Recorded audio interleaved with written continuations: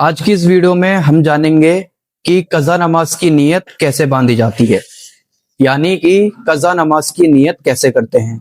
बहुत सारे हमारे मुस्लिम भाई को कज़ा नमाज की नीयत का नहीं पता होता है, उनको नहीं मालूम होता है कि कज़ा नमाज की नीयत को किस तरह से करना है। तो आज इस वीडियो में हम यही जानेंगे कि कज़ा नमाज की नीयत कैसे करें। तो इस वीडियो को सबसे पहले आप जो है सेव कर लें। चलिए जानते हैं कि कज़ा नमाज की नीयत कैसे करनी है। जैसे मान लेते हैं आप किसी भी वक्त की अपनी कज़ा नमाज अदा कर रहे हैं। जैसे मान लेते हैं कि अगर आप जोहर की नमाज अदा कर रहे हैं कज़ा, तो आपको नियत कैसे करनी है उसकी ध्यान से सुनिए। नियत की मैंने 4 रकात नमाज फर्ज जोहर कज़ा कल की, वास्ते अल्लाह ताला के, मुंह मेरा काबा शरीफ की तरफ, अल्लाहू अकबर। जैसे आपकी कल की कज़ा नमाज अगर छूटी है तो ये उसकी नियत है। मैं एक बार दोबारा से बता देता हूं। नियत की मैंने 4 रकात नमाज फर्ज जोहर कज़ा कल के दिन की, वास्ते अल्लाह ताला के, मुंह मेरा काबे शरीफ की तरफ, अल्लाहू अकबर। इस तरह से आपको अपनी कज़ा नमाज की नियत करनी है।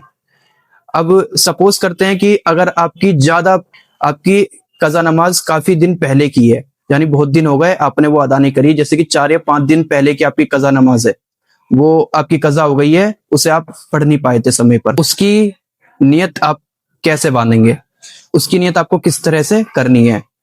नियत की मैंने 4 रकात नमाज फर्ज जोहर कज़ा 5 दिन पहले की, वास्ते अल्लाह ताला के, रुख मेरा काबा शरीफ की तरफ, अल्लाहू अकबर। इस तरह से आपको कज़ा नमाज की नियत करनी है। अगर कल की छूट गई है आपकी, यानी कल की कज़ा नमाज है, तो आप बोलेंगे कल के दिन की। और अगर आपकी 5 या 6 दिन की या उससे ज्यादा की उससे ज्यादा पहले दिन की नमाज है, यानी काफी दिन हो गए हैं आपको, तो आप 5 दिन की 6 दिन की ये बोल के नियत बांध सकते हैं। जैसे नियत की मैंने 4 रकात नमाज फर्ज जोहर कज़ा 6 दिन पहले की, वास्ते अल्लाह ताला के, मुंह मेरा काबे शरीफ की तरफ, अल्लाहू अकबर। इस तरह से आपको कज़ा नमाज की नियत करनी है।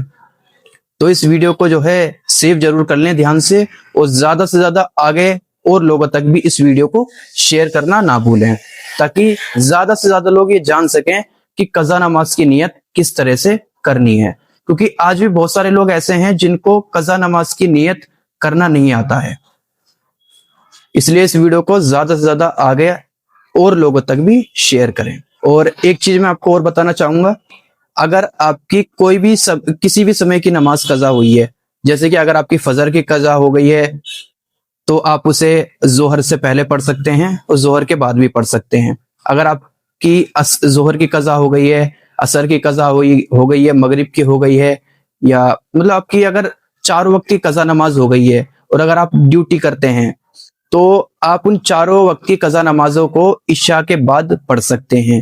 और आपको कज़ा नमाज में सिर्फ फर्ज अदा करने हैं, इस चीज का खासकर ध्यान रखें।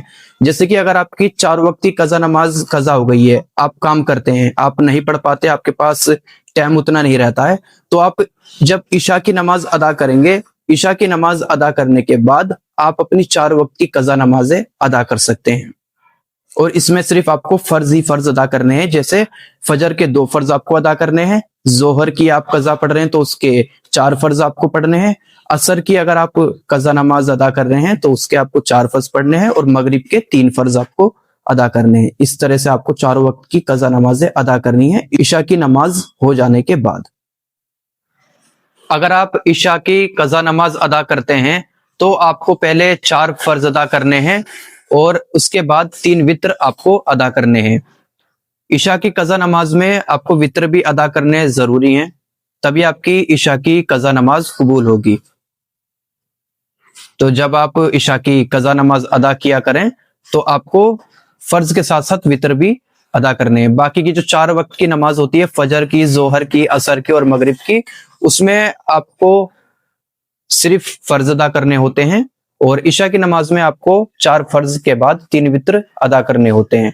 निफल और सुन्नत आपको अदा नहीं करनी है इशा की कज़ा नमाज में, सिर्फ 4 फर्ज और 3 वित्र आपको अदा करने हैं। اس ویڈیو کو زیادہ سے زیادہ لوگوں تک شیئر کریں. ویڈیو اچھی لگی ہو تو لائک ضرور کریں.